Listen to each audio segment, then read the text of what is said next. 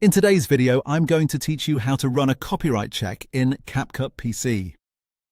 If you're worried that your background music or audio clips might cause your video to get muted, restricted, or flagged after upload, CapCut includes a very simple built-in tool that can help.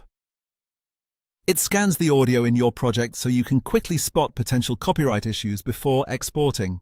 This is one of the easiest checks you can do, and it only takes a few moments. To begin, look toward the top left area of the CapCut workspace and click on the Main Audio tab. This opens the section where your audio-related tools and folders are organized. Once you're there, shift your attention to the directory column on the far left side of the screen. Scroll all the way down to the bottom of that list until you find the folder labeled Copyright, then click it once to open it. Now you're ready to start the scan. In the middle area of this left side tray, you should see a noticeable blue button labeled Check. Click that button to begin. As soon as you do, CapCut starts analyzing the audio used in your timeline. It reviews your background music and other audio blocks and compares them against its verification database. This is helpful because it gives you an early warning before you publish your video anywhere else. The good news is that the process is usually very fast.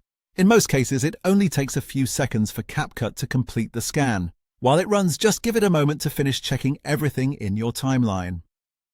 Once the scan is done, look carefully at the status message row. This is where CapCut displays the result. If your audio is clear, you'll see a green check mark along with the message Sound Copyright Check Passed. That means the audio in your project has passed the built-in check, which is a great sign before exporting. If CapCut flags a song or sound, the tool will let you know right away. At that point, you can replace the flagged audio with a safer alternative before exporting your final video. That small step can save you time and help you avoid problems later on. And that's it.